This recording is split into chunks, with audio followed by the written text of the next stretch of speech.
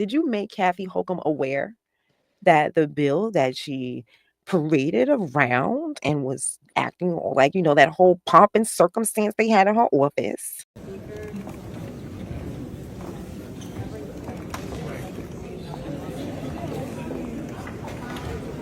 Did you let her know before she did all of that bill was unconstitutional? That it was an unconstitutional brick? Man, you digging up all the bodies. Yeah, I told you I was here to spill tea. So that's a great question. And so thank you. Right. And so to answer your question directly, we went to Governor Hochul. In fact, we met with her legal department. We never got a chance to meet with her personally. She didn't take any of our meetings. But we hold on. Because you went over that a little too fast. Okay, sorry. I'm sorry. Let me slow it down. I want you to take it back to our South Carolina roots, because all of us on this stage have them. Amen. That's right. Okay. I noticed that the last time we did something together, I was like, oh, we all from South Carolina. Well, that typical migration story. Anyway. That's right. That's culture. So yeah, that's right. That's that culture, the continuity of culture. That's right. Yes. So yes, I want you to take it back to our South Carolina roots, and I want you to slow that down. Which department at Kathy Hochul's palace?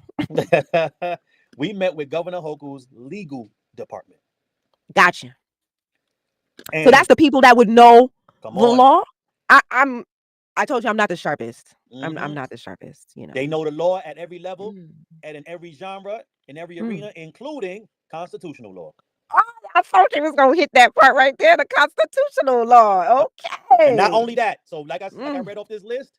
Listen, there is a receipt out there that I'm still looking for, because this one. I've been asking for it. You're gonna look ever since you told me about it.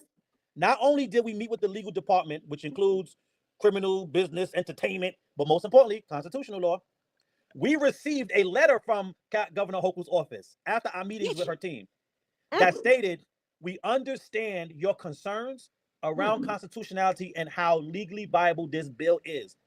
Trust that we will take that into account when making a decision whether to sign this bill or veto it. That receipt exists. I'm going to find it and get it, because we have it. I don't know if it's on a Google Drive, if it was an old email on my old email boxes before we made some of the transitions, but I'm going to find it. I promise you guys that. But we know it exists. And here's the rub with that, is that Governor Hochul before that bill had vetoed many bills before that for less. She had if you go look back her track record, throughout the years of bills at the end of the year that she vetoes, they keep a report on it. So that's what we were asking for. We didn't ask her to trash reparations or give it away like Westmore did. You gave her an alternative. We said, you didn't just say no. Said, hey, Governor Hochul, we need you to veto this so that you can send it back to the House. Send it back to the Assembly and send it back to the Senate so that they can amend this and make it constitutionally sound and fully define the community of eligibility. We also told her and her legal team, and I can tell this to the family now, because this is how we get down. We said, we understand that there might be some blowback, because you're probably going to get all those organizations that y'all getting kickbacks to now that are going to say, oh, she don't want to do reparations and blah, blah, blah, blah. They're going to be doing all this. We told their office explicitly, outright, and I was the one to deliver the message. I said, if you need a head to wear the heavy crown, tell them that the U.S. Freedman Project told you to veto it. I said, so when they come you with the smoke, they'll drop it at our door because we can handle it. That's the smoke we want, because that's the conversation that needs to be had, because all along that slander and the lies, somebody's going to have to ask us, why would you want her to veto it? And then we can have the real conversation. But they can't have that. You can't be, the Freedman Project can't be that powerful where they're getting the governor to veto bills. That's right. Oh, no. Even if she wanted to, she would never lay that at your feet. Nope. And she didn't. Never. She would never lay that at your feet. So I just wanted, I wanted to point that out, because I wanted the family to understand that when they saw that press conference. Which one?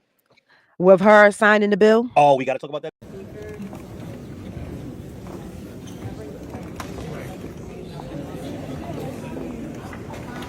Go ahead. Of her signing the bill, she knew then. It was every single one of them up there knew then. Before the commission, before the people were picked, before their chosen people were picked. Yep. They knew it was unconstitutional. They knew that it would never stand up in a court of law. They knew. And not only because Governor Holcomb the governor should have some of the best legal minds in New York City working for her office. And you alerted some of, let's just assume, I'm just going to assume, I'm going to give them the credit. I'm going to give them some credit. And I'm going to say, so you alerted some of the best legal minds in the city, in the state. Because she's the governor, not the mayor. That's right. The state. So all over, New York State is very large. So all over the state, she got the best legal minds. And you let them know, little old you went over there and let them know that it was unconstitutional, so that they were well aware. And still, she got up there with this unconstitutional bill. So when you hear us sitting there ringing this bell, how long, Mr. Devine, have you been ringing this bell? Man, for whom the bell tolls, right? Like, it's been since the beginning. And I'll say this about that press conference that y'all saw that you just referenced. Now, mind you, remember, we were in talks with the office, not with her specifically or personally, but with her legal department, her legal team. And everybody else involved in that process knew who we were, because not only were we shopping our bills and having the meetings, also during that time, we were the only organization to this day that has ever done a workshop in Albany during the Black, Puerto Rican, Hispanic, Asian caucus weekend. They have a weekend where they bring in all the politicians that's in the caucus and anybody else that wants to come, and they talk about all the issues that are supposed to be specific and exclusive to the members of that caucus, which we see as POC. But anyway, but we're the only organization to ever conduct a workshop on reparations, teaching and training the politicians on how to get it right. So we had already done that.